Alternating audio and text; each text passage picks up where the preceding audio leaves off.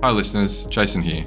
We are excited to finally announce registrations for the biggest psych health and safety community event ever. The inaugural The Psych Health and Safety Conference will be held at the Sofitel Wentworth, Sydney, June 19 to 20, 2024 and offer concurrent virtual attendance. It'll feature live podcast recordings with OG researchers including Christina Maslach and Michael Leiter of Burnout fame, Psych Health and Safety USA podcast host I. David Daniels, Australian super experts including the likes of David Burrows, a special 10-year anniversary integrated approaches to workplace mental health panel with authors Tony Lamontagna, Angela Martin and Kat Page, hand-picked case studies from organisations doing it well, and a very special interview with plaintiff Zagi Kozarov by Catherine Dunlop on that High Court case which we previously covered on the podcast. This event will sell out. Get in quick to secure tickets at early bird prices for the 2-day conference, pre-conference masterclasses, and the VIP dinner. The first 200 in-person registrations also get a copy of her latest book, The Burnout Challenge, signed by Christina Maslach herself.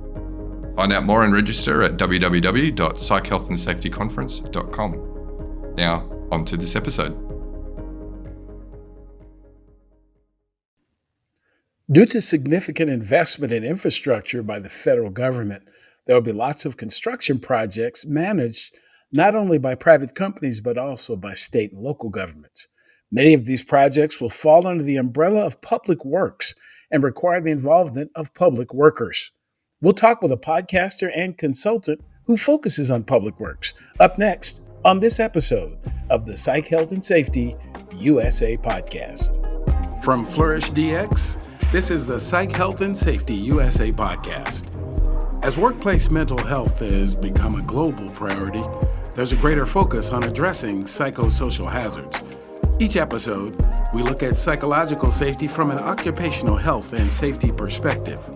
Let's talk Psych Health and Safety. Welcome to this week's Psych Health and Safety USA podcast. I'm your host, Dr. I. David Daniels, and I want to thank you for tuning in. Each week, we seek to increase awareness of the importance of psychological health and safety by learning from the lived experiences, research, and expertise of our guests, as well as advocating strategies to reduce harm and minimize vulnerability to psychosocial hazards in the American workplace. So the Bipartisan Infrastructure Law, also known as the Infrastructure Investment and Jobs Act, is the largest long-term investment in the U.S. economy and infrastructure in U.S. history. The law provides $550 billion in federal investment between 2022 and 2026 for roads, bridges, mass transit, water infrastructure, resilience, broadband, and that type of thing. Though many of these projects will be managed by private sector companies, others will actually be managed by public sector, public works departments, and other elements or aspects of state and local government. Depending on the jurisdiction, the attention to and expertise in safety is going to vary.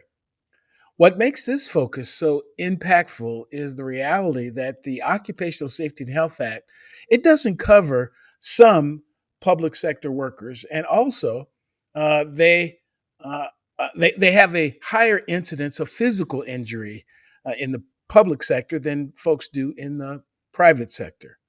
So it'd be unreasonable to suggest that psychological health and safety of many in public works is also not a challenge. So our guest for today noticed this inconsistency in the way that public works in general was sometimes handled. We're sharing a little bit of his origin story, found that in some cases, well-meaning organizations didn't have all the expertise to be able to use the tools and equipment and the processes necessary to do work safely.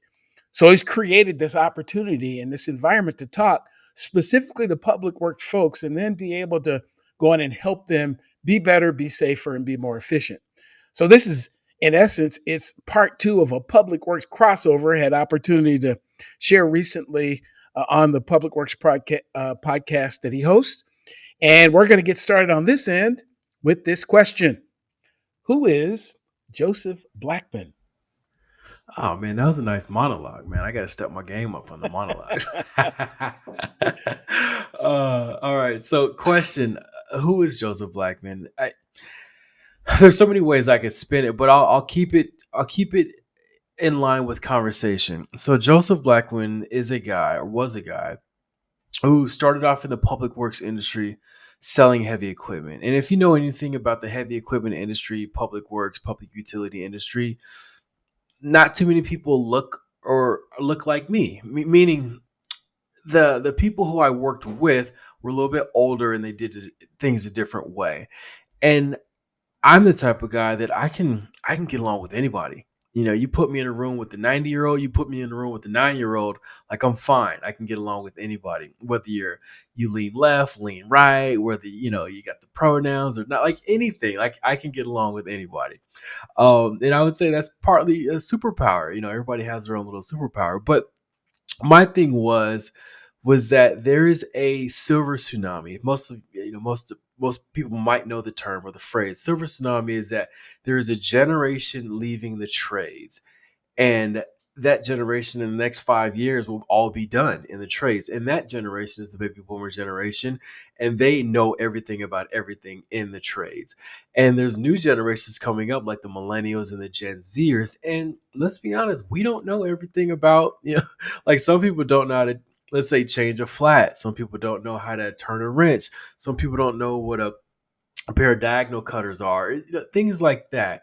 And that's where Joseph Blackman put together that a service or a concept that can bridge that gap. My main focus is to get the knowledge from the people who have it to the people who want it by using video. We all go on YouTube to watch a video on how to operate or fix something we own. And why doesn't Public Works have that? Why can't a guy be hired? What do they say? Well, I want to train for attitude and hire for skill. Like, well, let's actually do that. Let's hire somebody who can show up on time, who can, present well and be a team player, and then train them in whatever activity we want them to do. And again, most of us, we go on, the internet on YouTube to watch a video on how to fix the plumbing in your bathtub, on how to take the battery out of your truck, how to put together, grandma's recipe, or how to make these Instagram, pastries or something like that. We all watch a video to do that. So why doesn't Public Works have something like that? So Joseph Blackman, myself, I said, I'm going to be the person that does it. And then again, I'm the type of guy, like in 2018, I climbed Mount Kilimanjaro, right? And one of the thing is they said, okay, April is probably the worst month to climb it because it's snowy. That's like their winter months there. And I said, well, that's the only month I have to climb it. And then also they said, well, it's supposed to take 7 to 8 days to do it. And I said, well, I only want to do it in 5.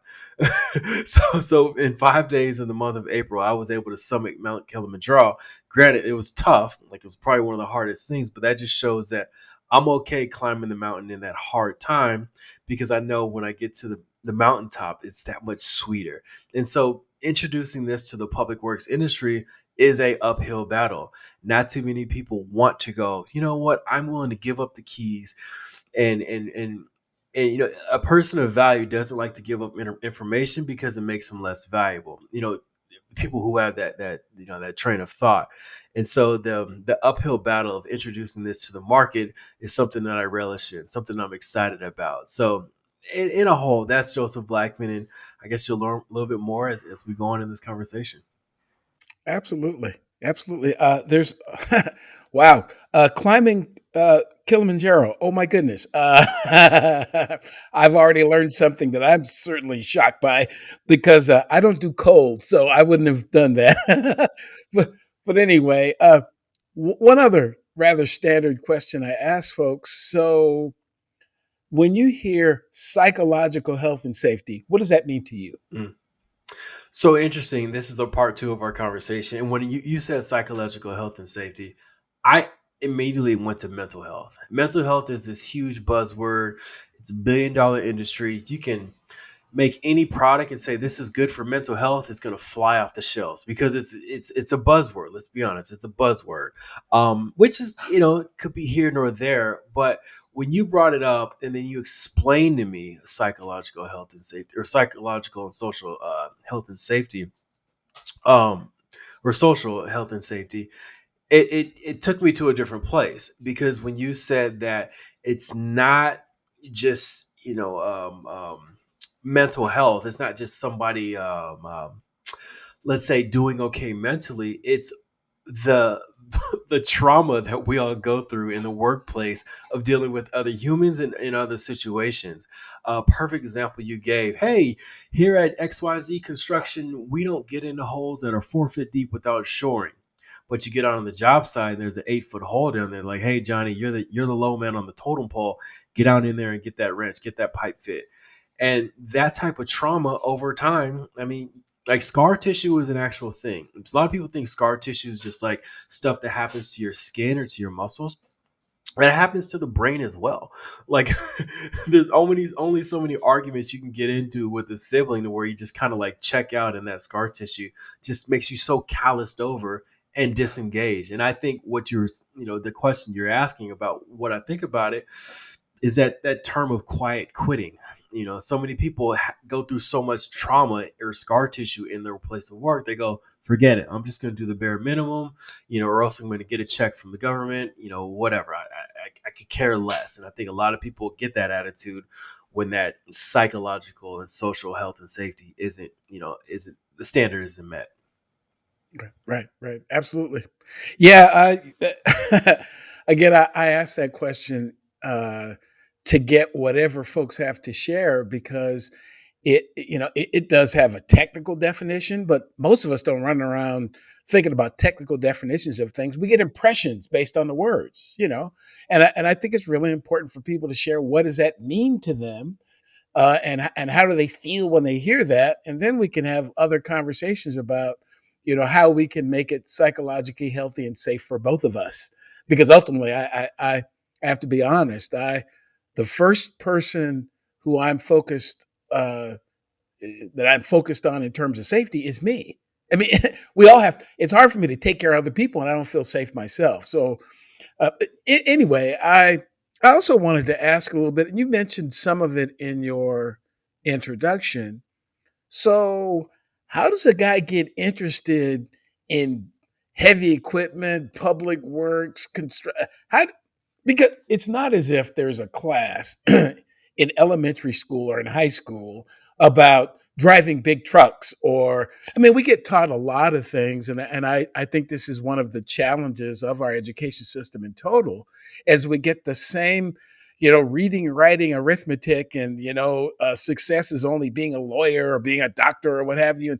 And there are all these other things that need to be done. And often people find out about them, they stumble into them after they get out of the formal education system, and they find out they're really good at. I was not very mechanically inclined, to be quite honest. I did construction. I used my hands. I could build stuff, but it's not because I was good at it. It's because I was taught how to do it. I had to go to a carpentry school and stuff like that. It wasn't intuitive to me, which is the reason why I probably don't do it now. So anyway, talk to me a little bit about how you ended up having an interest around big machinery and public works and that type of environment. Yeah, well, I'll start off by talking about just labels in general. So if you walk down an aisle in the grocery store and it's let's say it's the fruit and bean aisle, right? It's probably a whole bunch of cans on the shelf, and each one of those cans, they're all the same cans. Or even the soda, let's say the soda aisle, all the soda cans look alike, right? You can't tell what's inside, but you look at the label on the outside and you go, oh, that's the brand I recognize, or, oh, I like that brand, or, hey, my uncle used to drink that stuff and I had a sip and it was good. I want to try that out. Or I saw that in a commercial that looks cool because that's a label. But what if you went down that aisle and there were no labels? You get what I'm saying? No labels for anything. Like, every can is just that aluminum color. Like, they're all the same. It'll probably make it a lot harder to be able to choose whatever can you want. You're like, where do I start? You probably just walk away. And that's kind of what I see with the public works side of things. I don't want to say there's not a uniform, but there's no true uniform for a construction or a public works utility worker. Yes, they have the yellow vests. Yes, they have the hard hats and stuff like that, but there's no true uniform. Fire, you know what a firefighter looks like. Every kid knows what a firefighter looks like. That's why a kid wants to be, that's why they want to be firefighters. An astronaut. We know what an astronaut wears all day, not all day, every day, but when, they're in space and they got the bubble head on and all that, that's a uniform. Police officers, that's a uniform. Even growing up, a suit, like every young kid wanted to be able to wear a suit because that's what like the cool high flying guys wore. Then we realized like those suits, they're not that comfortable, they're not that cool. I just want to wear like a tech polo and some and some Lululemon shorts all day. Like I don't want to wear a suit, but it was a uniform, the uniform of success or business, and everybody can attain to be a part of that. And that's kind of where public works is that it's hard to attain to be a part of it if you don't know about it. And that's where when I got into the industry, I didn't know anything about it. I didn't know that like what happens, the age old question of what happens to your, to your business when you flush the toilet. Nobody knows. A lot of people don't really know exactly what happens after you flush the toilet. They just know that, oh, it disappears, it goes away. But like public works is the reason why that, that your business leaves your house and doesn't stay in your house. Somebody told me a long time ago, and they're like, it made a great point. They said the difference between a first world country and a third world country is public works. Think about it. You go to a third world country, there's no flushing water. There's no like paved streets. So they have pavement, but it's like it's not kept up. The electricity, like the normal stuff that we take for granted. A stop sign or a working traffic light isn't in a third world country. And again, like when I got into it, I started to learn everything about it. I'm like, oh, this is home for me. Because it's guys that you're used to like playing football with in high school, the guys that you can kind of, relate to. And I like that aspect of it. It always felt like it felt like you're a team on the yard, like you're working for a common goal and it's a team of you guys. And then, and that's what attracted me to it. Then also with my passion with video just made sense with pairing the two together for the service that I created. So yeah, I didn't know anything about the industry. I knew there were street sweepers. I didn't know anything about a combo truck that like flushed the sewer lines underground just to make sure they're clean, or even vacuum out lift stations or wet wells or, all the, I didn't know about that. So it was a blessing to be able to drop into that industry on the sales side, to be able to learn from it or learn about it and still be able to kind of circumnavigate the inner workings of a city. Yeah, absolutely. I'll take that description even further. There are places in the United States where the difference is public works as well, because there are really there. So there's the really big city, and sometimes the infrastructure has been there for so long, and it takes there. So it was built back in the 1800s, whatever. As a matter of fact, I'm originally from Seattle, and I recall in what was probably the late 80s or early 90s when they took out the wooden water mains that had been there for since the city was built. They probably over 100 years. Think about it. But again, those wooden water mains were what people drank out of and what people flushed. That's exactly I was in North Carolina a couple weeks ago, and there's literally terracotta underground. And like the big combo trucks, you can't run the PSI too high because it'll break apart the brakes. Nobody thought about that because the trucks weren't that good 50 years ago. And now I live in Arizona now, and everything's brand new PVC, so you don't need to like do relines or anything. Like you could run it at high PSI. But like you're right. I mean, you hear about these boil orders with Flint, Michigan, and Baltimore, and like places in Alabama, to where their public works. That's public works. When there's a boil order, that means there's something wrong with the drinking water, and you're not supposed to drink it unless you boil it. That literally shows how our U.S. infrastructure is crumbling over time. And yeah, the IIJA bill is great, but I mean, I'm sure we're going to need more. Oh, absolutely, yeah. And again, this actually gets into the next area I wanted to kind of delve into, and you're helping give some public works 101 to people, because again, I think we take a lot of things for granted. We take a lot of things that I can just go to go to my house, go to a hotel, go to a restaurant, whatever, go to the restroom, do my business, whatever it is, you turn the water on, there's going to be hot water, all those types of things, to the extent that we get kind of grumpy when they don't work. Well, how come that didn't work? And how come, why is it, there was a situation in the neighborhood where I live right now. So the neighborhood itself is less than 20 years old. It was built by a developer. At the time that it was built, I'm not sure that the local government, the county at the time, actually came down and checked everything the way they probably should have. So you have situations where, we got this area that started to flood. And so why is it flooding? Well, there's a bunch of reasons why it might be flooding, and it's not all on the developer either. It might be, that the ground below where the catch basin is starting to collapse, or it might be, that now there's too much impervious surface, there's more water than they planned. There's all these things that go into these systems that people don't think about, and then when it goes sideways. And here's where the public workers come in.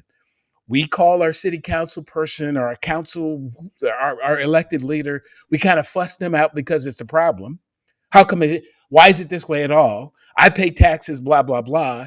They call the public works director, who sends some poor guy or gal out on a truck. And then there's people standing there kind of angry at them. Well, you need to fix this. And there's all these issues. In some cases, they can't fix it. The best they can do is maybe get a vac truck and suck some of that crap out that you probably put there because you didn't know better not to put that stuff down the drain. So anyway, so take that further. I mean, about you learned this from scratch in the industry. What are some things about public works that people probably wouldn't know or wouldn't think about that you could share?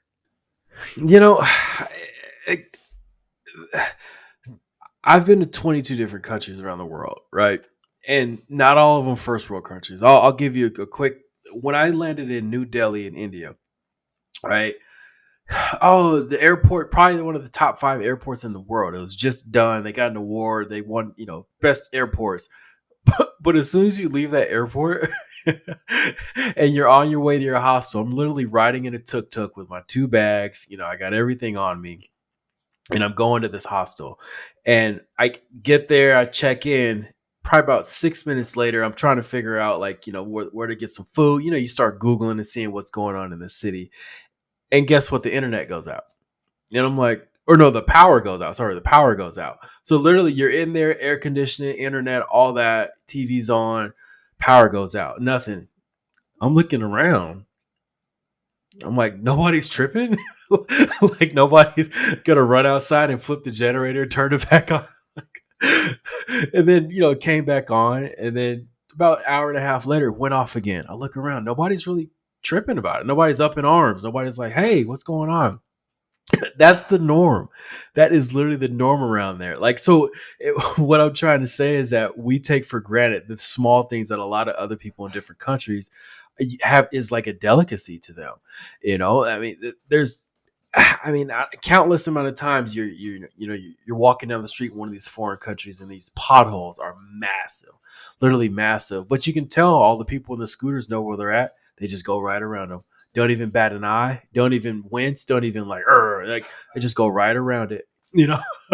No big deal. So I think having a little bit of experience outside the country, not knowing what great infrastructure looks like, helped me appreciate what goes on here and the good work that we do here. And I've had over 250 people on my Public Works podcast, and 90% of the people in the wastewater industry, I say if you're commissioned to put up a billboard and you put the billboard in the most trafficked area of the city, what would you want to put on the billboard as an ask of the community? And everybody says 90% ask, don't flush flushable wipes. and you hear it so many times and I'm like, flushable wipes. But I've literally been on a job where a supervisor called the guy I was filming with. He's a public works wastewater operator. And he said, hey, pump number 6 on lift station number 235 is down. Can you go check it out? So we drive over there, right? And he gets to the pump and he starts pulling it apart. And guess what's inside? It's this huge, massive rag of like a 50, maybe hundreds of flushable wipes. And that right there said, oh, okay, now I understand why everybody says to not flush flushable wipes, because it hits home. We see the pictures, but when you're literally standing in front of it and the guy's using like needle nose pliers to pull it out and get all the rags out of that pump just so it can lift the lift station and lift the liquids and let it flow down the line, like it made it hit home so much more. So I think a lot of people need to go, hey, figure out what you take for granted and then like travel around. Don't be afraid to go to a city that's outside of your big city or even a different country and see what they're missing. Like I like to put on walking tours for my children in the morning instead of like Coco Melon, because A, it lets them see a different country, and B, it's like low stimuli, but it shows you how other people live in other countries, and you can kind of learn from that and not take for granted, the beautiful things we have here in the US. Do you need more psych health and safety in your life? Then head over to the Flourish DX Academy for several free on-demand e-learning courses. If you're an internal professional, follow Flourish DX on Eventbrite to register for any of our free fortnightly interactive webinars. Our flagship professional practice program is also exclusively available for internal professionals. The 12-week course blends theory, applied practice, and interaction with other professionals through live lectures and a monthly community of practice session. Find out more about all these learning opportunities or inquire about a bespoke in-house training at the Flourish DX Academy. www.45003.org. Now back to this episode. Absolutely. Wow. Yeah, I've traveled. I think I've been to all except 2 states in the U.S., but only been to a few countries. And again, I will. The reason I say that is I think if people travel to different parts of the same country, that they would see that the thing that you take for granted, you live in the Bay Area, you live wherever, pick your place that you live, that there is some place in this very country that is different. And if you go to another country, it's even more different. It's just even more different. And again, to your point, there are a lot of these things we absolutely take for granted, and we'll complain at the drop of a hat. One of the things that like I said, I spent a small amount of time working in public works and utilities. So at done some water and wastewater stuff, some, public works construction stuff, and then at a nuclear power plant. So at different times in my life. So not a long time, but just enough to be dangerous. But I didn't know until I, worked in the, water and wastewater about pouring grease down the. We did that my entire life, I didn't know. I just poured down the sink, and and people don't. And this is another example of how government can help us do things to help ourselves, because the place I was working at the time, they had a very aggressive public awareness campaign about, hey, don't pour. Now they were, it was a little bit more serious for the restaurants and such because they get fined, but the average person had no idea that that's not where that's supposed to go. You're not supposed to pour it down the sink because and then when it goes down the sink and clogs up the line between your house and the street, that's your problem. You get to deal with. And a lot of people just don't know that, It's just don't know that. And to your point about the public awareness, I feel like public works, and I can speak about it because I would say I'm in public works, is we do a terrible job at getting the word out. And again, doctors, lawyers, firemen, police officers, we see them out there. It's easy to attain to because we know what they do. I think, why does public works, why doesn't anybody know what the guys that I'm out riding on these trucks with do? They don't know what they do. And I think, and that's kind of my impetus of starting the Public Works podcast, was to highlight the person behind the position and then tell the story. Because a lot of guys, you'd be surprised how many guys I have on the show. We do a 45-minute interview. I post the interview. I give it to them. I give them the link, and they get to share it on their personal Facebook, or so to say, or send it to their aunt in Arkansas. And their aunt in Arkansas goes, you know what?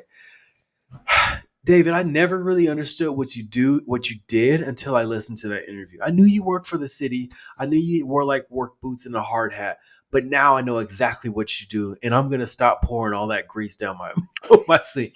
You get what I'm saying?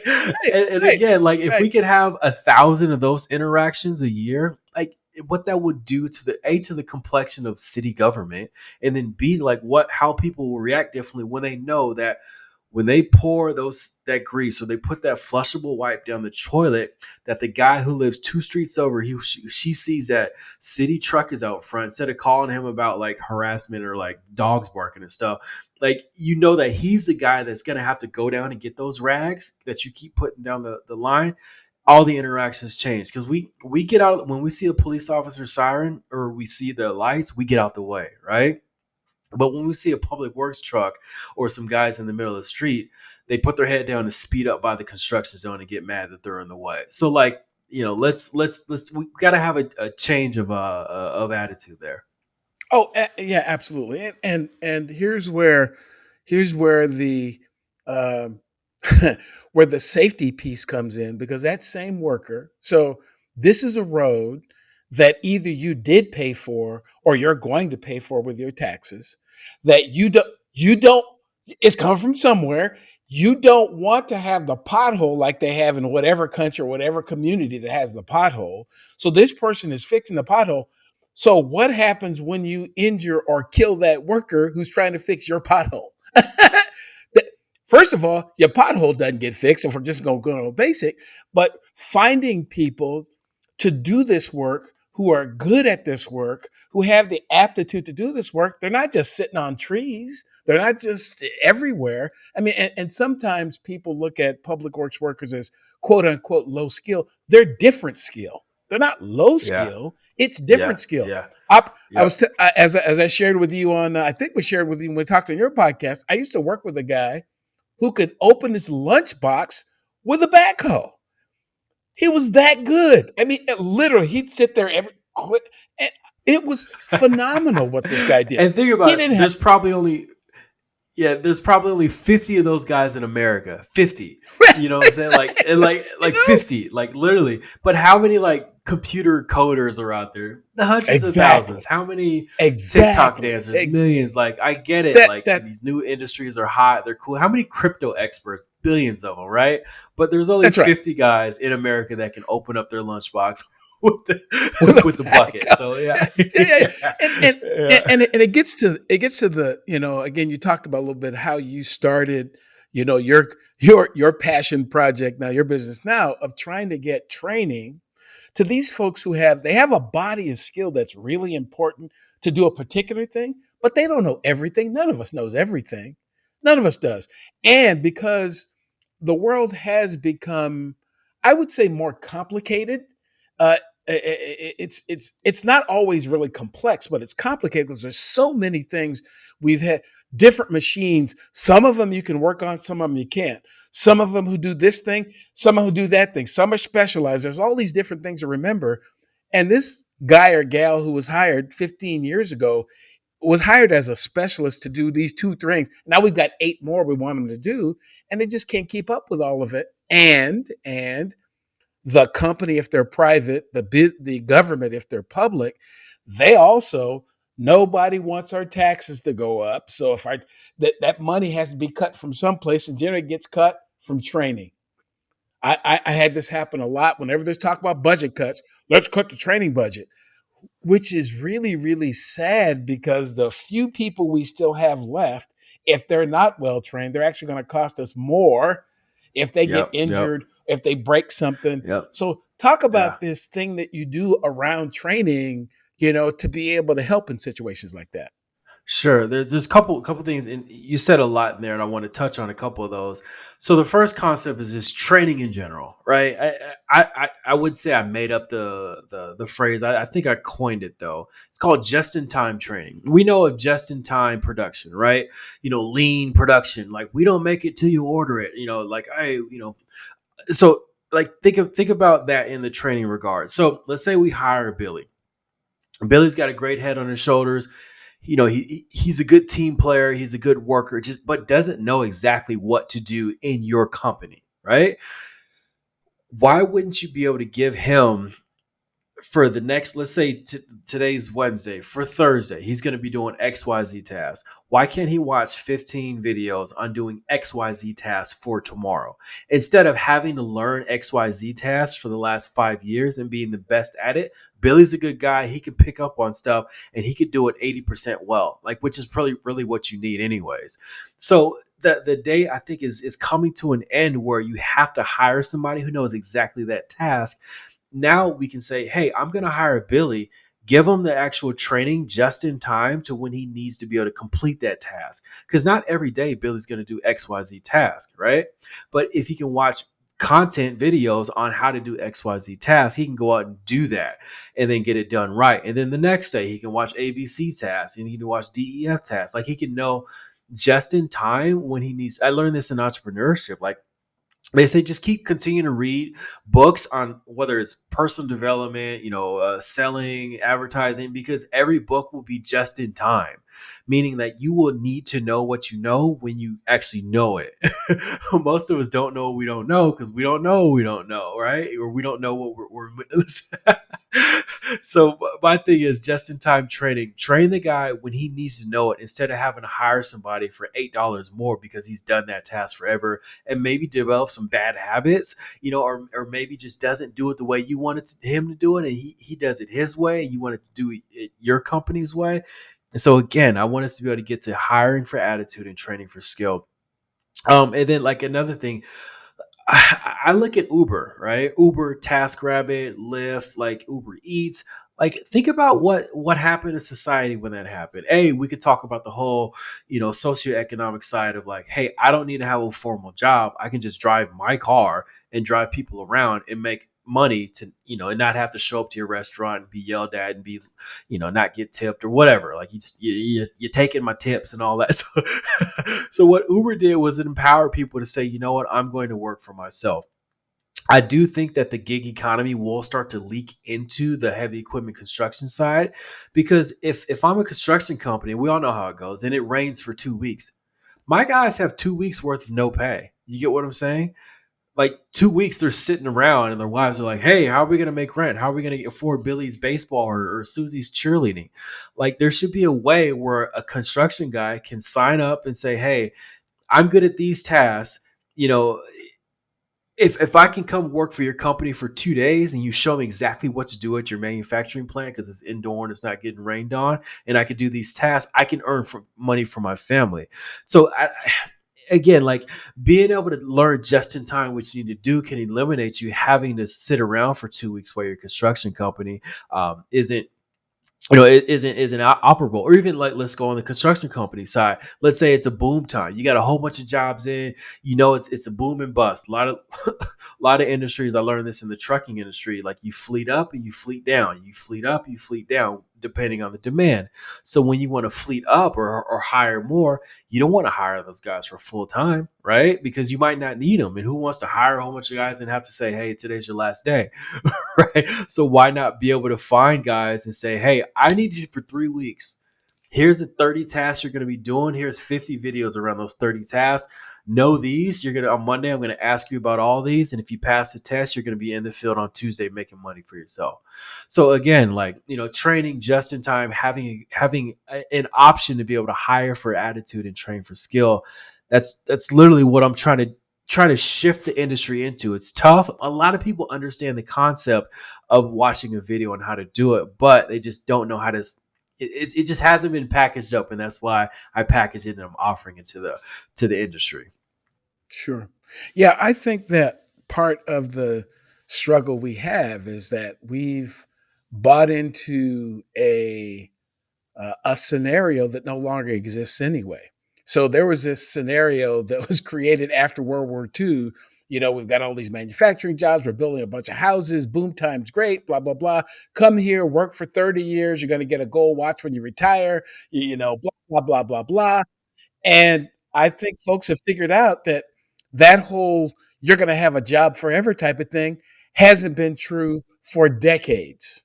It hasn't been true for decades. So people, and again, I believe that, and I found this in my research around psychosocial hazard exposure. If you tell me that there's a hazard out there and I know what the hazard is, I know what it'll do to me, I can make adjustments about how often or how much exposure I get to it because I know what it is. I know what it is. But if you don't tell me, or if you tell me a bunch of flowery stuff about, oh, this is going to be wonderful, it's going to last forever, then I don't have a contingency because I didn't think I needed one. You told me I was going to be here. You told me I was going to get steady pay. You didn't tell me that this job was going to be 3 weeks. And you knew that when you hired me. You knew that. You knew this company was struggling when I brought you did, but you didn't say it. And people say, well, that's bad news. I believe that people can handle what you call bad news better when they get the choice to decide whether it's good or bad. Because I may only want to work here for 3 weeks. I got other stuff going on. I don't want to be here. I don't want to be that long. I'll give you great work as long as you don't tell me I have to stay here for too long. One other point I'll make, and we'll move on, is that according to the Bureau of Labor Statistics, the latest data I saw is that the average person only works their job for about 4.1 years anyway.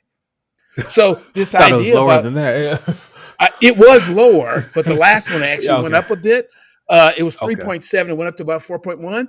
But again, regardless, it's not 10 years and you're a failure if you don't stay with an employer for 10 years.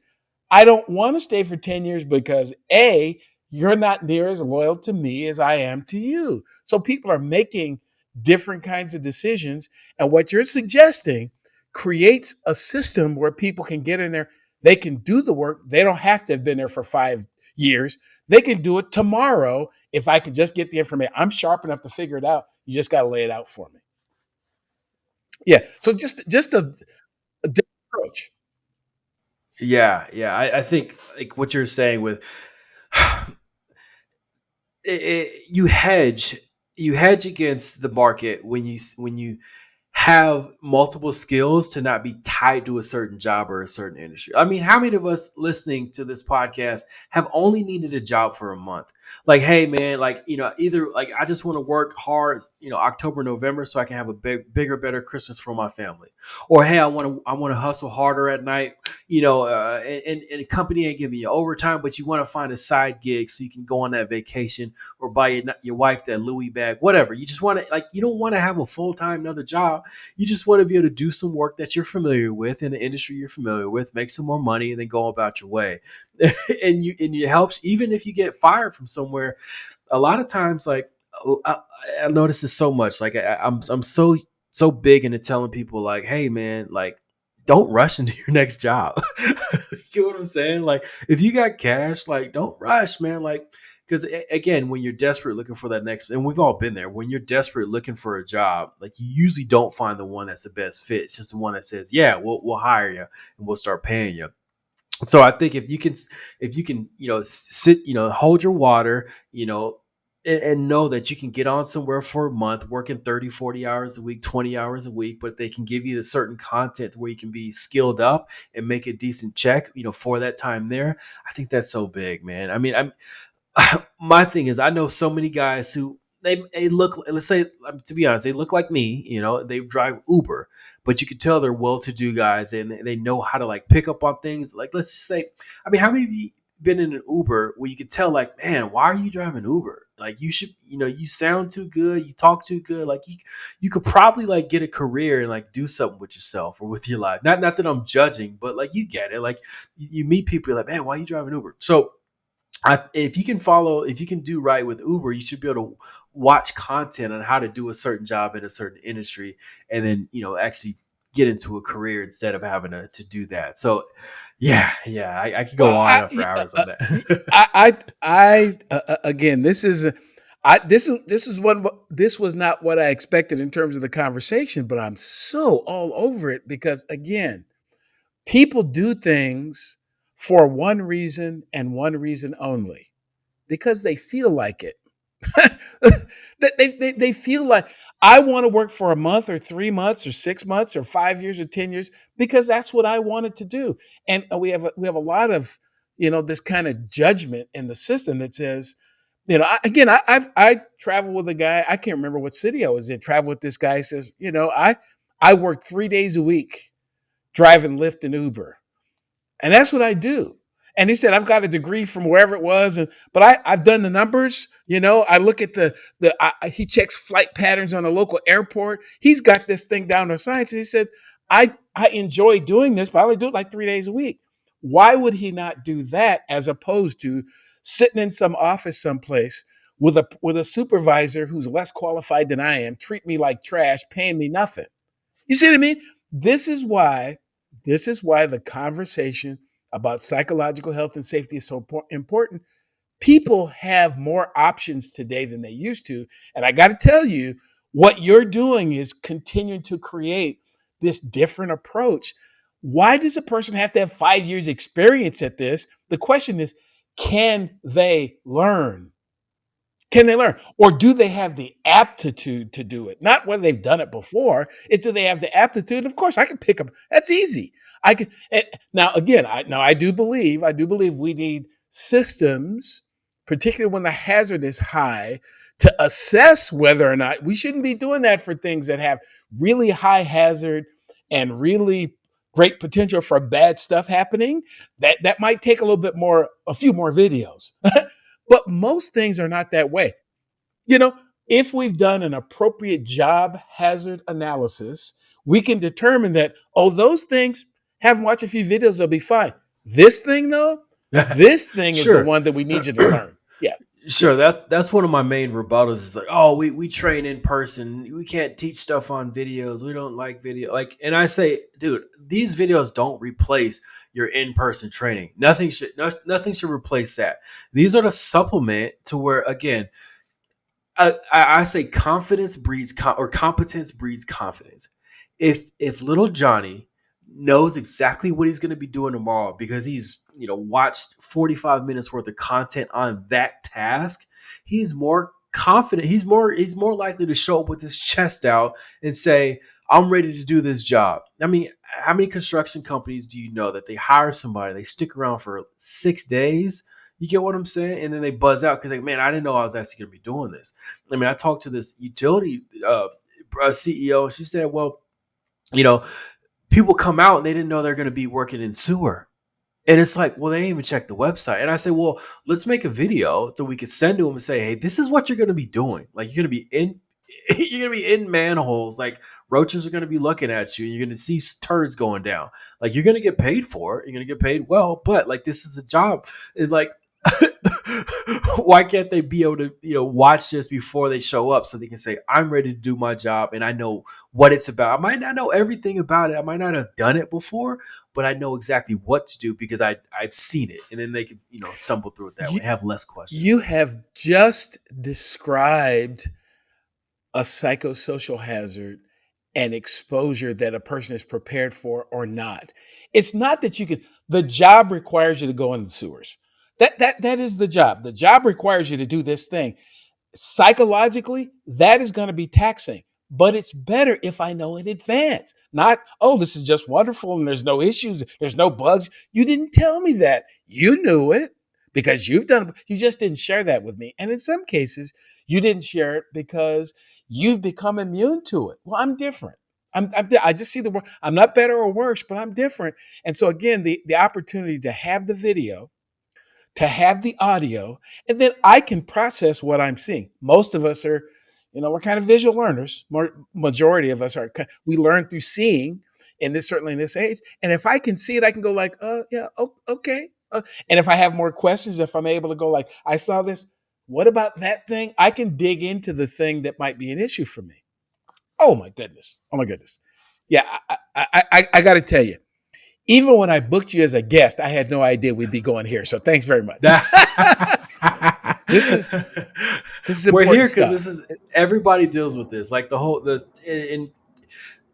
psychosocial health and safety, everybody deals with it. I mean, there's sorry, we got fighter jets playing around up there, but no worries. There's like babysitters, nannies, or even like child workers that don't really know what the job looks like. They just think they're good with kids. And they don't know that they're going to walk into a room with 9 3-year-olds who aren't like potty trained, who aren't trained socially, like none of that. And they think, I'm great with kids. Like my niece and nephew love me. But like again, if they could watch a video, it's like that psychosocial, the health and safety, like it works in any industry. So you're stepping That's into right. something That with that. again, the hazard you're getting ready to be exposed to, you can kind of pre-learn or prepare yourself for what you're getting ready to be into. And I think you're onto something. I really I think you're onto something. So before we wrap up the conversation, because we're oh my goodness, I didn't realize we're going to have so much to talk about. But so tell me a little bit about the podcast, the idea of starting the podcast thing, and then wrap that up around how people can, contact you to learn more about what it is that you do. Sure, sure. Well, the Public Works Podcast, that's the name of it. It's on Spotify, Apple, all the platforms. That was me being the change I wish I saw in the industry. When I got into the industry, I wish I could hear the stories. I wish I could hear the anecdotes. I wish I could hear the banter, the nomenclature, the terminology, I wish I could hear all that about the people who I was going to be doing business with, or even like the coworkers or the people I was selling against. Like, I wish I could have just heard and learned more about the industry, but there was nothing out there like it. And you'd be surprised. Like, there's a lot of, probably 260 something episodes up right now. And there's a lot of people who listen who work in the public works industry, but I get a lot of DMs from people that are salesmen or even manufacturers, and they just love it because again, they get to hear like what's going on. Like, how good would a doctor be if he never actually talked to patients? Like, we've all had, one of my gripes is like not enough doctors have good bedside manner. Like, they're just like terrible at like small soft skills. A lot of people say this about engineers, but let's just stick with doctors. Like, doctors just don't have like, they're not good with people. They're good at like knowing like, okay, you got this issue, take 20 milligrams of this twice a day, boom, you'll be back in the game. But like just having that conversation and making you feel good about it isn't there. So and so that's why I think there's a lot of people on the private side who are in the industry. They like listening to it also because they get to hear about the stories, anecdotes, abbreviate, like all that fun stuff about it. So that's why I created it, was because I wish I had it. It helps me keep an ear to the industry. Then it helps me build my network. Like, let's be honest, we all live in a city. We don't know who all works in our city, but think about all the cities around the country. Like, wouldn't it be cool for a guy in Peoria, Arizona, to listen to somebody who's having issues with pavement in Opelika, Florida, or something, or anywhere else in the country? And that I feel like I foster those creations through the podcast in that regard. It's fun. Like, whenever I know I'm not having fun with something, that's when it's time to like cut it off. But it's still fun to me after doing it for 2 years. You know this with podcasts. Sometimes you look at your calendar like, man, I got 2 podcast interviews today. Like, you see the names of the people and you're like, okay. But once you get on that conversation, it's always like, man, this is fun. This is fun. So I enjoy doing it. And if you're in public works, you're in the industry, please hit me up. I'd love to have you on the show. Again, it helps you tell your story. It helps your aunt in Arkansas know exactly what you do. It helps that ex-girlfriend in high school know exactly how successful you are today. And then last but not least, you asked about what I do. So Vitendo Training Solutions, that's what Vitendo is actually. It's Swahili, and it's teaching or repeated learning. So that's kind of a play on the function of Vitendo. But what I do is I go from city to city, company to company. I put their best practices on video, all their institutionalized knowledge, all their internal training. I put it on video, put it in software. So if they need to train the new guy, if they need to use it as a refresher, if they need to have subcontractors use it or watch it to know how to do certain things with their company, they can use that content for that regard. We all know that manufacturers do put out video, but it's always better to have a video of your piece of equipment and your dirt and your water with your employees. So that's Vitendo. Feel free to reach out to me. We could talk more about it. I always like to show it off. And again, like, I still learn a lot. I mean, I think that a lot of people will use Vitendo for onboarding. Some people just like we talked about before. Some people just want to use the video content to show new employees exactly what they're going to do, or even like to send these 10 videos out to a subcontractor. Say, hey, that lift station is on the backside of this and that. Here's how you access it. So that's Vitendo. Reach out to me, vitendo.us, and we get you a demo and get you set up with it. Wow. I I had no idea. I had no idea that this conversation would go the direction that it's gone.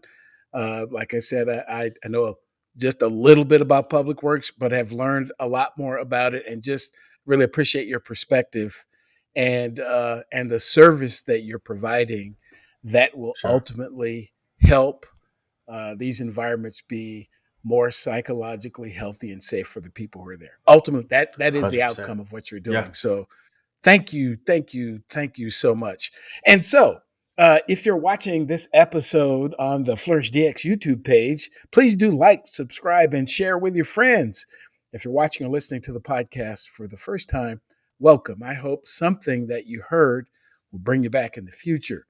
Previous episodes of this podcast can be found at psychhealthandsafetyusa.com. And please do take time to become a part of the Psych Health and Safety USA movement by connecting to us on LinkedIn. So until our next episode, thank you so much, Joe, for joining us. And until the next time on the next episode of the Psych Health and Safety USA podcast. Thanks very much.